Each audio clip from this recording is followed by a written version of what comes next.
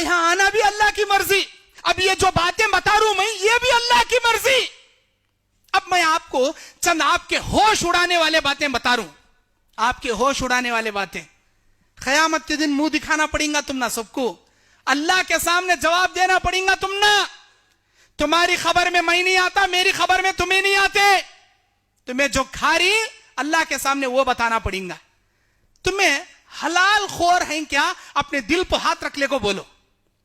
हर आदमी को मैं कहता हूं ये, हर मां, हर बेटी, हर बहन, हर भाई, हर बूढ़ा, हर बच्चा जो बालिग है, जो कफील है अल्लाह के सामने जवाब देने का, वो इंसान अपने दिल पर हाथ रख कर कहे, क्या हम हलाल खोरों में जमा हैं या हम हराम खोरों में जमा हैं?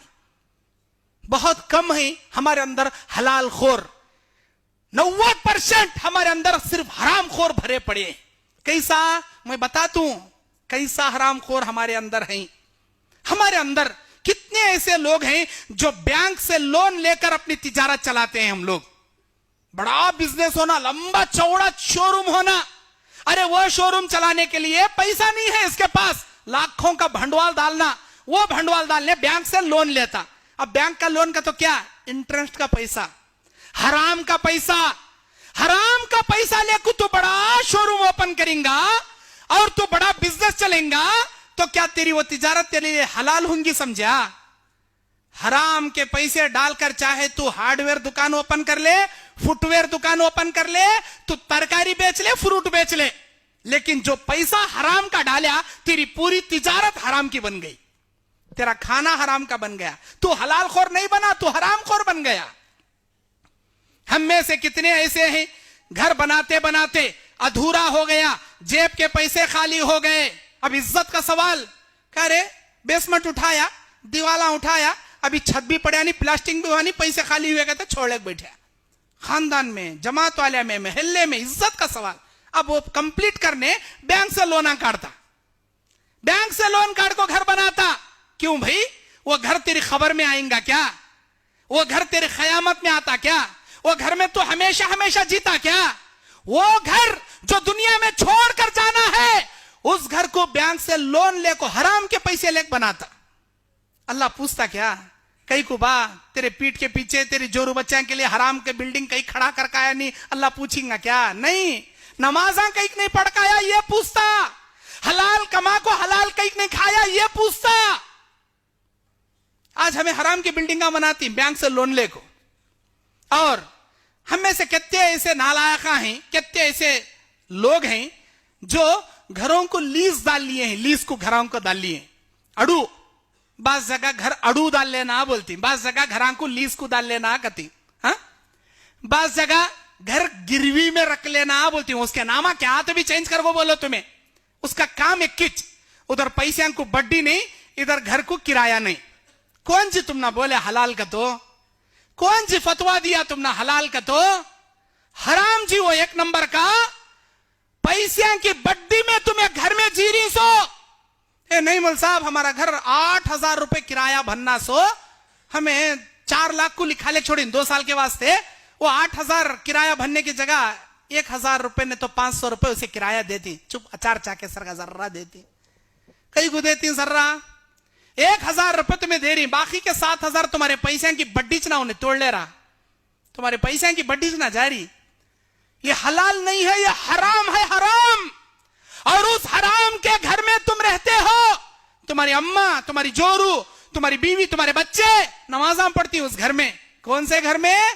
लीज को डाल लिए सो घर में, हराम के घर में। क्या अल्लाह तुम्हारी नमाज़ां कबूल करता? समझी? हराम के घर में तुम्हारी अम्मा नमाज पढ़ रही, तुम्हें नमाज़ां पढ़ रही, क्या अल्लाह इबादत कबूल कर लेता? समझी? हराम के घर में कोई नमाज कबूल नहीं, कोई दुआ कबूल नहीं तुम्हारे उस घर में। फिक्र करो, अपने हिसाब की फिक्र करो, अल्लाह के सामने मुंह दिखाए जाने वाले दिन की फिक्र करो, अल्लाह के लिए तौबा करो। जत्ते लोग घर अड़ू डाली, जत्ते लोग लीज को डाली, अल्लाह के लिए वो पैसे रहत रंदे, जत्ता उस घर का मार्केट के हिसाब से वैल्यू है, पूरा पूरा किराया बंदो, घरा को अड़ू नक्को डाल लो, ये हराम है। नंबर 4, हम में से कितने लोग हैं जो लाइफ इंश्योरेंस बना को बैठी, हमें मरे तो 21 बार हुंडी आती, मैं मरा तो भी मेरी बीवी बच्चा को 16 लाख रुपए लाइफ इंश्योरेंस के आती। क्या जरूरत भाई, लाइफ इंश्योरेंस हराम जी, वो सूद जी, वो बड्डी, वो हमें कर रही वो काम। अल्लाह के लिए तौबा करो, लाइफ इंश्योरेंस से पीछे हटो, वरना अल्लाह के सामने तुम्हारे हर इंश्योरेंस का तुमने जवाब देना पड़ेगा। लाइफ इंश्योरेंस बता रहा हूं मैं, गाड़ी इंश्योरेंस नहीं।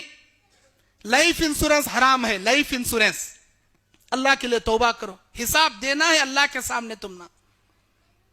हमारी जिंदगी का कोई गारंटी नहीं कब मरती कब अल्लाह के सामने चले जाती, लेकिन मरो तो ऐसे मरो अल्लाह तुम्हारी मौत से खुश रहना, तुम्हारी मौत से नाराज नहीं रहना। नंबर 5, हम में से कितने ऐसे हरामखोरा हैं जो गली गली हमारे बैकां को भेज को संगे के नाम पर मंगा बना को बिठे हमारे बैकां को।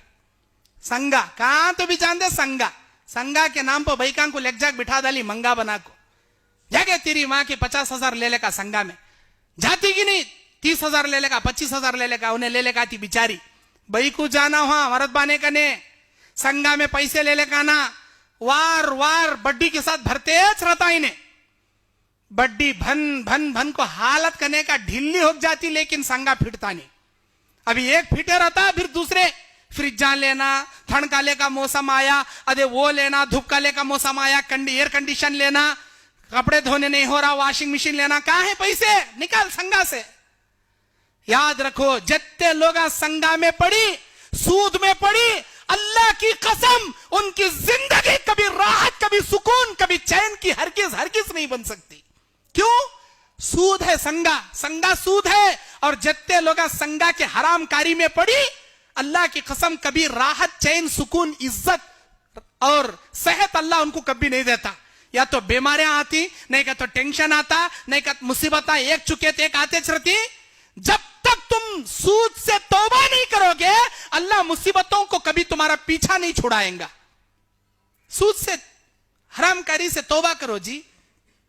इलेक्शन का जमाना आया, काउंसलर इलेक्शन, नगर सभे, पुरसभे, गांव में ग्राम पंचायती, इनका इलेक्शन आता, काउंसलर का इलेक्शन आता, पीएम का इलेक्शन आता, सीएम का इलेक्शन आता, कोई सा भी इलेक्शन आंदे, हमारे सामने 2 किस्म के कैंडिडेट रहती हैं, एक बीजेपी वाला, एक कांग्रेस वाला।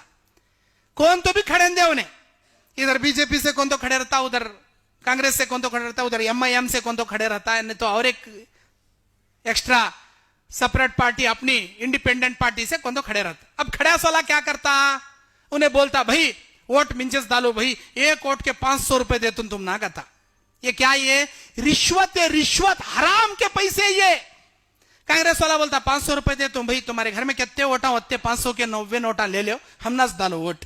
ठीक है, मैं तुम नस डालने का लाओ, 3,000 पे 6 वोटा मेरे घर में लाओ, 3,000 जो गरम कर लेता ले। उधर बीजेपी वाला बोलता 1,000 को एक वोट को 1,000 दे तुम भाई, मिंजत दाल को जिताओ भाई, ये लो तुम ना 6,000 रुपए दे तुम। उधर 6,000 लेता, जोब गरम कर लेता। इधर इसे भी बोला वोट डाल तुम, उधर उसे भी बोला वोट डाल तुम। किसे डालता इन्हें? क्या एक वोट में से आधे आधा कर, टुकड़े टुकड़े कर, 2 जने का आधा आधा डालता क्या? नहीं ना, एक अलग वोट डालता, एक अलग खड्डे में डालता। धोखा दिया ना जी, अरे तू धोखा दिया ना रे अल्लाह के बंदे, शर्म नहीं आती तुझे? हराम के पैसे खाया, रिश्वत खाया। अल्लाह के नबी फरमाते अर्राशी वल मुर्तशी किलाहुमा फिन्नार, रिश्वत खाने वाला, रिश्वत खिलाने वाला, दोनों अपने पेट में जहन्नम की आग भरते हैं। मन गश्श फलैसा मिन्ना, रवाहुल बुखारी। जो आदमी किसी को धोखा देगा, उम्मत मोहम्मदिया से उसे निकाल कर बाहर फेंक दिया जाएगा। धोखा दिए तुम्हें, अकेले को पैसे खाए थे। इलेक्शन आंदे, अच्छे अच्छे दाढ़ी रखे वाले का ईमान बिक जाता। कहते एक नोट के वास्ते, मामूली 500 के वास्ते ईमान बेच को खाने वाले हराम खोरा हमें नालायक एक नंबर के। शर्म आना चाहिए, शर्म। नबी के जमाने में, नबी से पहले खजाना सामने आया तो भी ईमान नहीं बदलता था उन लोगों का। खजाना खजाना सुनने के हांडा लाख सामने रखे तो भी उनका ईमान नहीं बदलता था, ठुकराते थे वो दुनिया के खजाने को। आज हमें एक नोट के वास्ते अपना ईमान का सौदा करती ना जी, झूठ बोल को धोखा देती ना जी। अंदर से तुम्हारी जमीर करने का मर गई क्या? अंदर से तुम्हारी जमीर आवाज नहीं देती? अरे बेवकूफ, अरे नालायक, अरे धोखेबाज, फलां के पैसे खा को झूठ बोला ना रे, उसे वोट डाल दूंगा तो धोखा दिया ना रे। अगर तुम किसी के पैसे खाको